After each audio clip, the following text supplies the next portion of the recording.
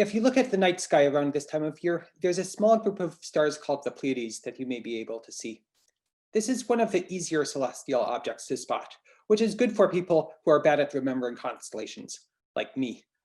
I've been fascinated by astronomy for as long as I remember, but I have never been able to remember how constellations look. This puts me in the awkward position as an astronomer that most of my family and friends are much better at spotting constellations than I am.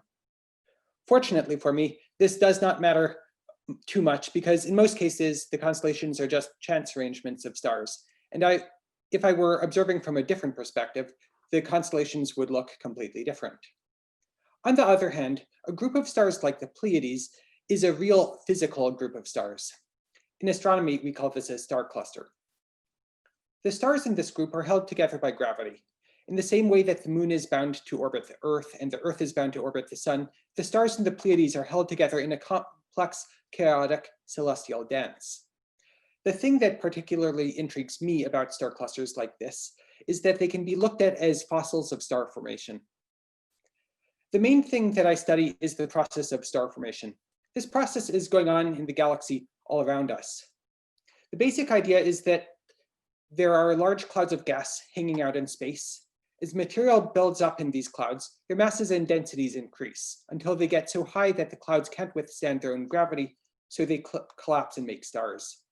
I study stars at this very early stage when they are still partially embedded in these clouds. This is about 50 times younger than the Pleiades and 5,000 times younger than the sun. I got into this topic in grad school mostly by chance, but also because it seemed easy. There are a lot of star-forming regions, even ones that are fairly nearby, where very little was known. So I thought it should be straightforward to make a few basic measurements and publish papers. However, things turned out a bit messier than I originally expected. There is another name that astronomers use for the region of sky where everything I am interested in lives: the zone of avoidance. The basic problem is we are living in the Milky Way galaxy at the same time that we, astronomers, are trying to study the Milky Way galaxy. The galaxy is shaped like a disk, and to study the young stars that I wanted to, I had to look straight into the disk. The problem with this is that there are just too many stars, and it was nearly impossible to tell which stars were the young stars that I wanted to study. On top of that, it was hard to tell how far away they were. As a grad student, there was one paper I published assuming one distance, and just as we submitted it, another paper came out claiming something only a third as far for the same object. Several years later, it turned out that the real distance was right in the middle. This shows the power of the arithmetic mean.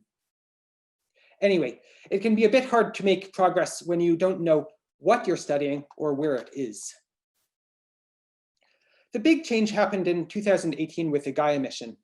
Gaia is a spacecraft launched by the European Space Agency with the objective of making very precise measurements of the positions of stars on the sky.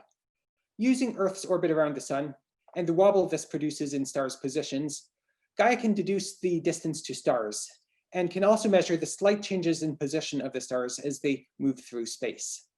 Fortunately for me, the Europeans made all of this data free for everyone worldwide. I wanted to learn how star clusters form. The first thing I did with Gaia was to take the star-forming regions that I had worked on in grad school and check how these stars are moving. Actually, the first thing I did was to check how far away are these darn things that I've been studying for nearly a decade. The second thing I did was to look at how the stars are moving. What I found is that in most of the cases that I looked at, the stars are flying away from each other. So basically, no chance of forming a cluster. The explanation for this was simple once we had the Gaia data.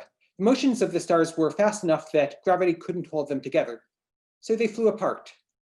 A few protoclusters we examined did appear to be in relative equilibrium, neither expanding nor contracting, but these seem to be the exception rather than the rule.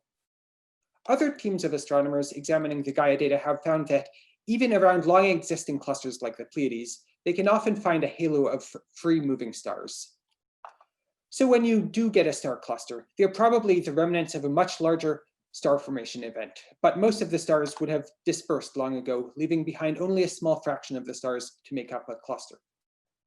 So the fact that the stars in the Pleiades are still together now, millions of years later, means that the birth of this cluster must have been quite spectacular. And finally, publicly distributed datasets like Gaia are awesome. Thank you.